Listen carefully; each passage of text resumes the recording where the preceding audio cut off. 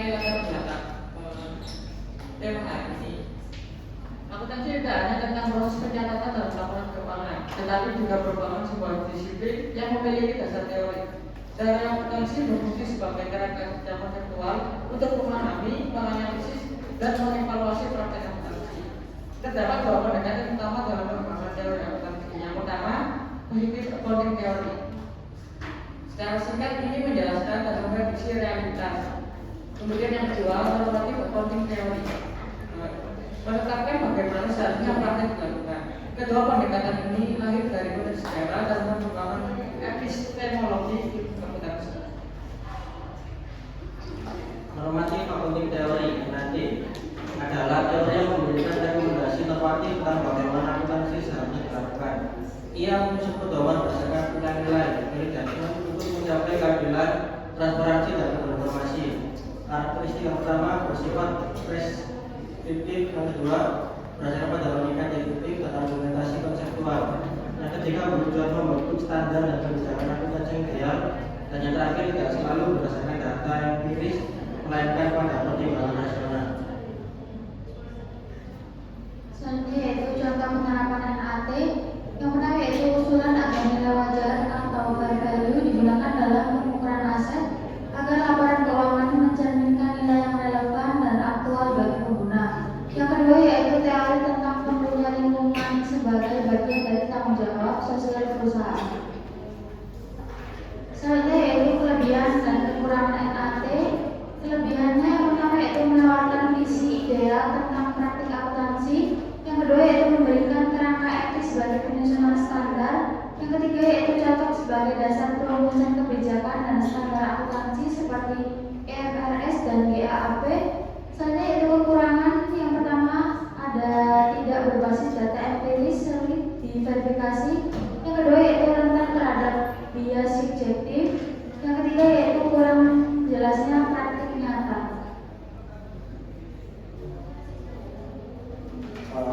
Yang positif accounting theory untuk dari sini dan tujuannya yaitu positif accounting theory adalah teori yang menjelaskan dan memprediksi perilaku identitas dalam memilih metode akuntansi tanpa memberi nilai yang baik atau buruk. PAT mengasumsikan bahwa manajemen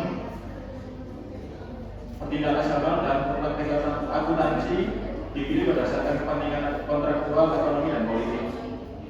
Karakteristiknya bersifat deskriptif dan prediktif, berdasarkan data empiris dan observasi nyata, tidak memberikan nilai benar atau salah terhadap praktik akuntansi, menjelaskan perilaku manajer, regulator, dan auditor dalam konteks ekonomi dan kontraktual.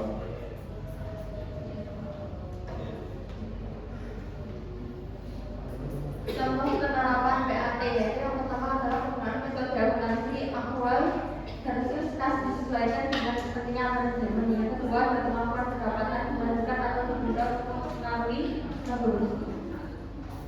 Selanjutnya ada kelebihan dan kekurangan, yaitu kelebihannya adalah yang pertama yaitu realitas empiris. Yang kedua adalah menjelaskan perilaku rasional manajemen. Yang ketiga adalah berguna dalam analisis kontrak dan kebijakan pajak. Untuk kekurangannya yaitu yang pertama tidak memberikan standar etis atau moral. Yang kedua terlalu fokus pada kepentingan ekonomi manajer. Yang ketiga kurang memperhatikan hubungan sosial dan berkelanjutan. Untuk selanjutnya yaitu perbandingan kritis PAT versus NAT. Yang pertama dari aspek tujuan, untuk yang normatif menentukan ide akuntansi, yang positif menjelaskan praktik akuntansi. Untuk aspek pendekatan, normatif menggunakan deduktif atau berbasis nilai, positif menggunakan induktif berbasis data. Untuk aspek sumber utama, normatif menggunakan logika, teori konseptual. Untuk yang positif menggunakan data empiris dan pengamatan. Untuk aspek basis teoritis, normatif mengandung etika, keadilan, dan transparansi. Untuk yang positif menggunakan ekonomi, keadilan, dan kontrak. Untuk aspek keterlibatan moral, normatif tergolong tinggi, sedangkan positif rendah. Untuk aspek pengaruh terhadap standar, normatif merupakan dasar awal terhadap akuntansi modern. Untuk yang positif memberi pemahaman terhadap praktik standar. Untuk aspek kelebihan, normatif memberi arah dan pedoman etis, positif memberi penjelasan dan prediksi perilaku. Untuk aspek kelemahan,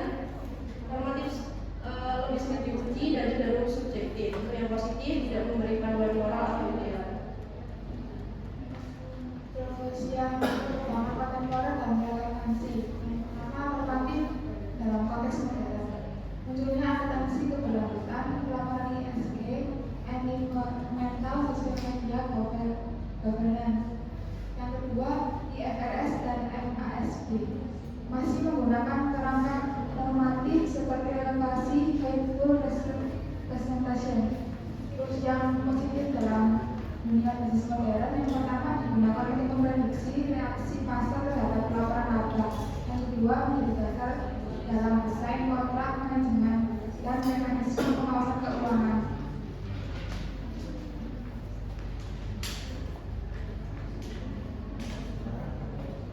Selanjutnya yakni kesimpulan. Yang pertama, PAT dan NAT bukanlah teori yang saling bertentangan, tetapi komplementer. Yang kedua, PAT menjelaskan apa yang terjadi, sedangkan NAT menyarankan apa yang seharusnya terjadi.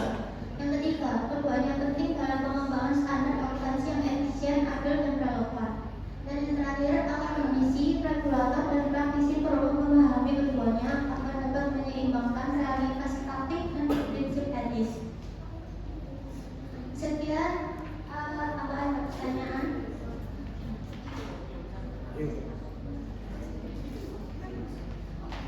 Ya, silakan tanya.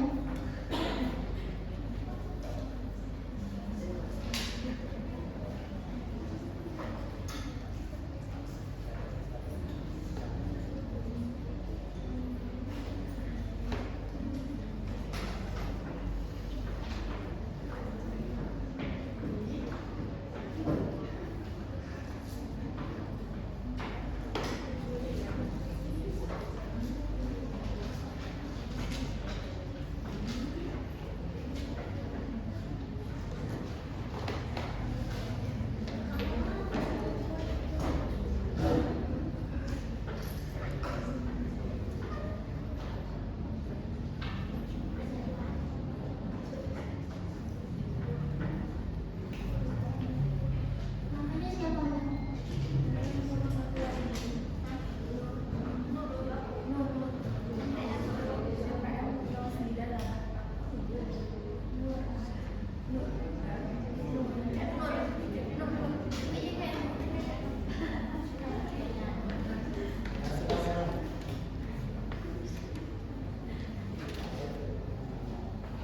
NPM nomor 984.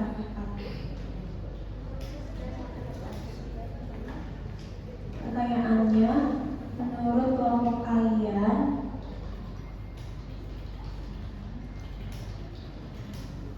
apakah salah satu poin kelemahan NAT yaitu tidak berbasis data empiris dan sulit diverifikasi, dapat diatasi dengan perkembangan teknologi data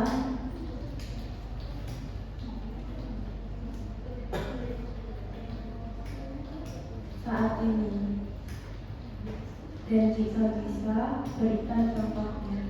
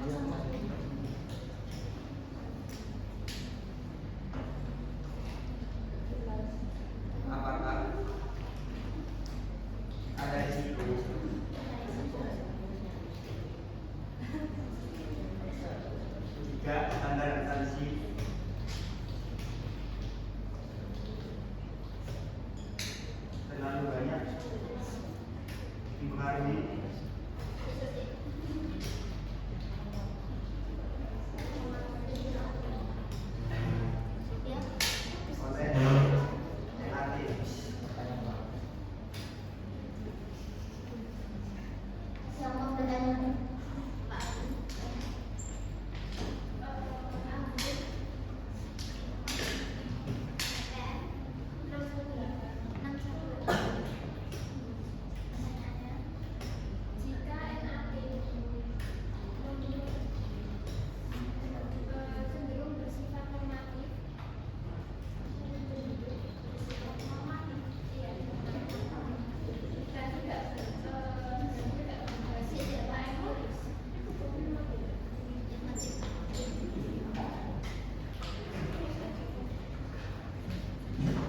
jika NAT sudah bersifat normatif dan tidak berbasis data empiris, bagaimana kita bisa memastikan bahwa pedoman yang ditetapkan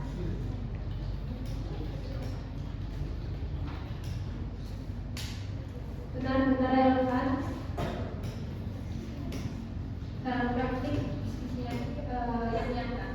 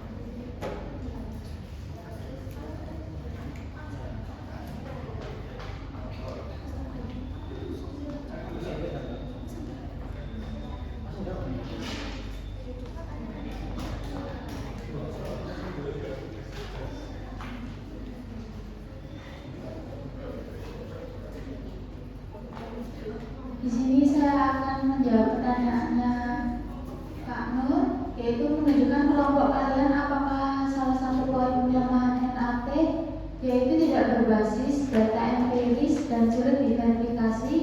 Dapat diatasi dengan perkembangan teknologi data saat ini dan jika bisa diberikan contohnya. Di sini bersifat normatif yaitu menyatakan apa yang seharusnya dilakukan, bukan menggambarkan apa yang sebenarnya terjadi atau deskriptif. Di sini cara teknologi data membantu NAT yang pertama yaitu ada validasi hipotesis normatif dengan data empiris. Contohnya, jika NAT menyatakan bahwa laba ekonomi lebih relevan dibanding laba akuntansi tradisional, maka analisis bisa menguji relevansi kedua jenis laba terhadap harga saham atau keputusan investor. Bisa dipahami? Ini saya mau menjawab pertanyaan Fikri. Pertanyaan apakah ada risiko jika standar akuntansi terlalu banyak dipengaruhi oleh NAT? Betul Mas? Jawabannya ya ada. Resikonya adalah standar bisa menjadi terlalu idealis dan tidak realistis untuk diterapkan dalam semua kondisi perusahaan. Bisa jadi standar tersebut sulit diikuti perusahaan kecil atau di negara dengan sistem ekonomi berbeda. Oleh karena itu, NAT perlu dilengkapi dengan pertimbangan praktis dan empiris. Gimana Mas? Kemudian saya akan menjawab pertanyaan jika NAT cenderung bersifat normatif dan tidak berbasis data empiris, bagaimana kita memastikan bahwa pedoman yang diterapkan benar-benar relevan dalam praktik bisnisnya? Jika NAT bersifat normatif dan tidak berbasis data empiris, maka relevansi dalam praktik bisnis harus diuji melalui validasi konseptual dan uji penerapan. Artinya yang pertama, teori harus konsisten secara logis dan selaras dengan tujuan pelaporan keuangan. Kemudian yang kedua, melibatkan profesional akuntansi dan pelaku bisnis dalam proses penyusunan pedoman untuk menjamin kesesuaian dengan realitas ekonomi. Kemudian yang ketiga, simulasi atau studi kasus dapat digunakan untuk menguji apakah pedoman tersebut menghasilkan informasi yang berguna bagi pengambilan keputusan. Nah, yang terakhir, revisi berkelanjutan dilakukan berdasarkan masukan dan perkembangan lingkungan bisnis. Bagaimana Pak Akan menjawab?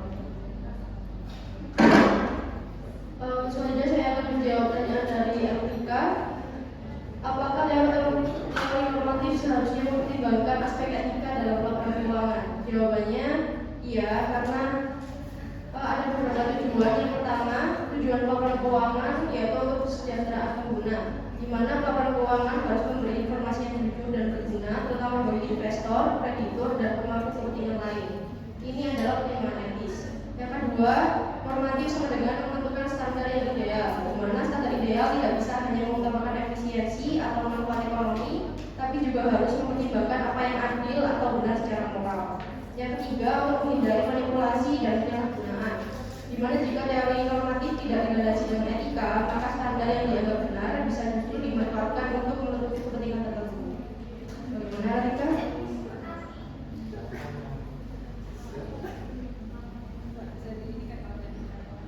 Mungkin mau ada yang mau bertanya lagi? Siapa namanya? Iya.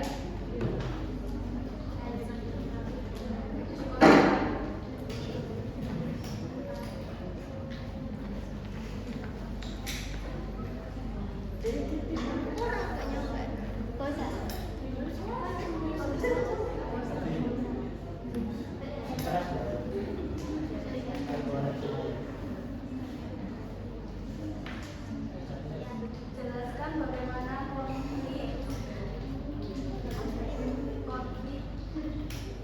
keagenan dan gaya politik membentuk dasar pengambilan kebijakan akuntansi dalam PAT serta bandingkan relevansinya dengan pendekatan normatif yang mengedepankan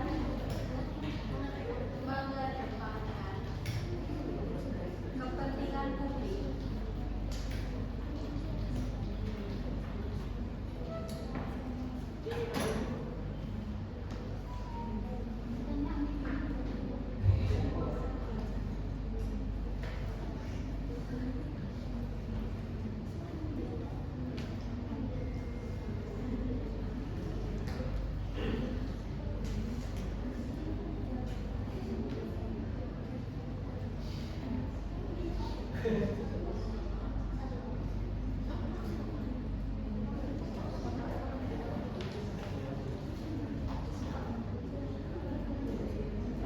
Ada pertanyaan lagi terakhir ya. Oh, dari Pak.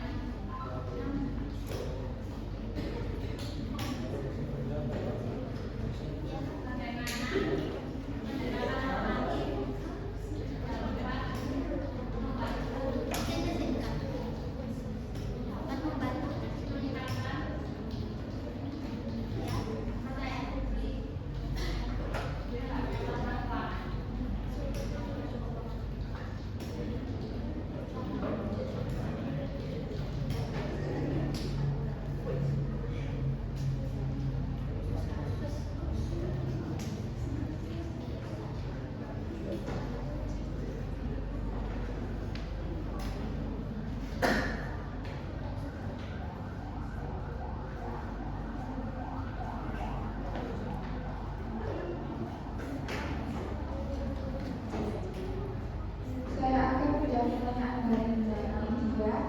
Jelaskan bagaimana konflik keagenan dan biaya politik membentuk dasar pengambilan kebijakan akuntansi dalam PAT serta bagaimana relevansinya dengan pendekatan normatif yang mengedepankan kepentingan publik.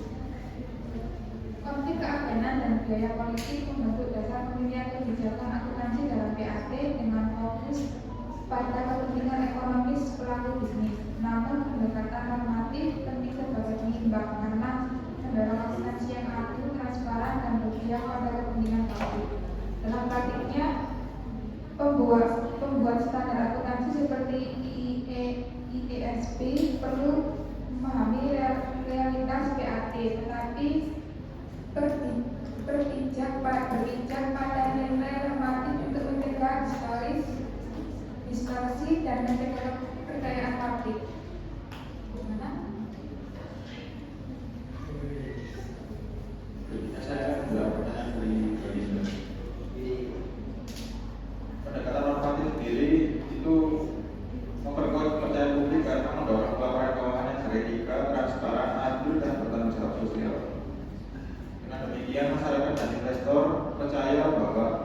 akuntansi tidak dimanipulasi, kepentingan mereka diperhatikan, dan akuntansi dijalankan untuk kepentingan publik, bukan kepentingan sempit internal perusahaan.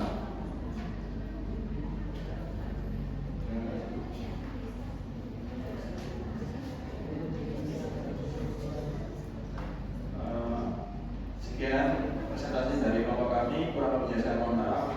Terima kasih.